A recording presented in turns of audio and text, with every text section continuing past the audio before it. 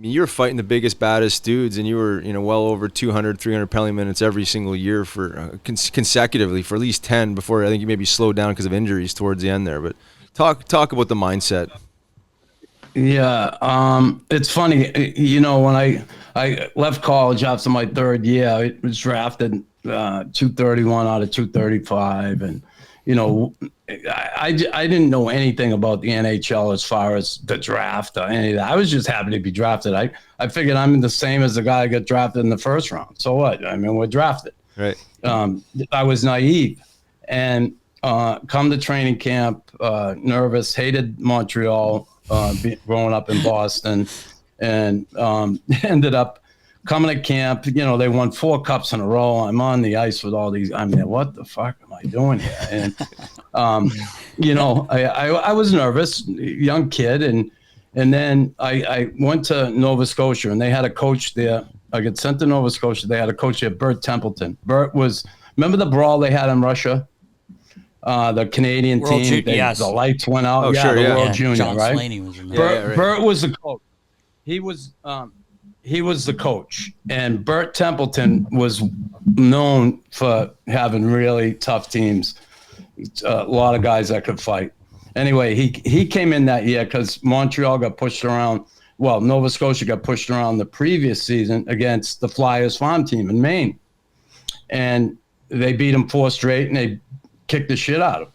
So he wanted to, the Habs thought they had to get tougher, blah, blah, blah. But they drafted some good-sized guys from the old Alan Luchu, another kid, Dave Allison.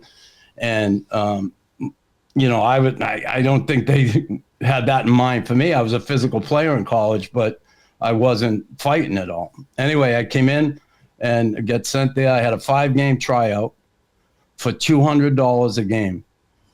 And I didn't play the first 4 games in Nova Scotia. Our first game on the road was in Maine. So I dressed for that game.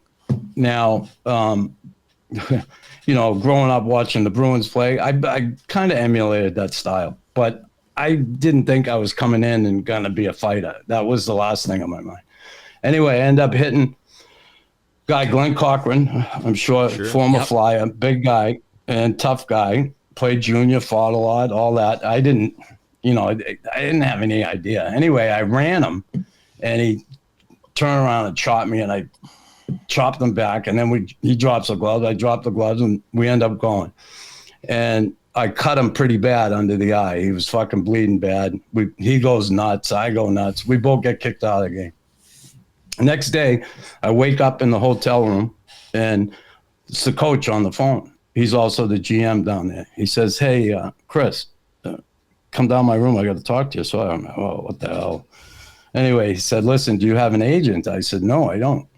And he said, "Well, Montreal wants to sign you a contract. You better get a fucking agent and get him quick." Wow. So I'm like, "Really?" And that's how it started right there. That one fight.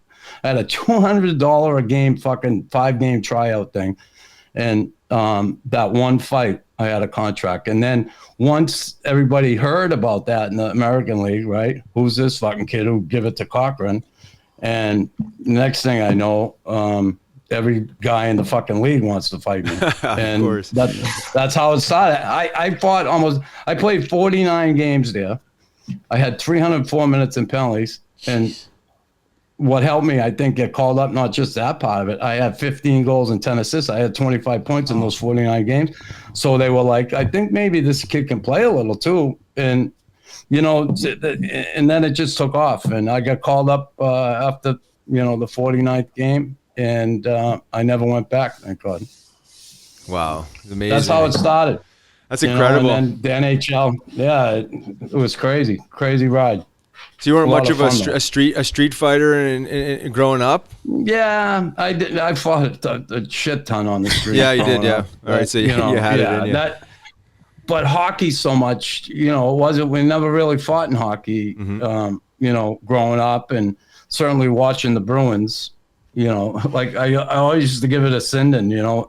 When I had them crazy shit happen in Boston, I'd say, "Where the fuck does he think I learned how to fucking play?"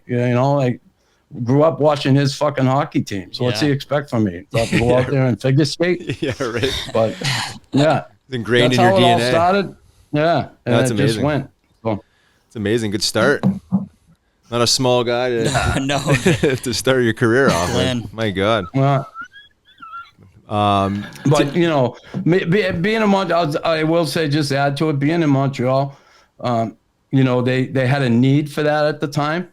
The one thing that I'll say about the organization, they didn't want me to just be a fighter. They wanted me to become a player, and they fucking helped me do that. Because I got to the point in my career where I was able to be on the ice in any situation, except for killing penalties, because fucking half the time they were killing mine anyway. But, right. But I ended up, you know, power play in front of the net. I ended up defending leads at the end of the game. I played with 2 Hall of Famers in Carbonneau and Gainey. Like, fuck, Wow, they helped me. They helped me.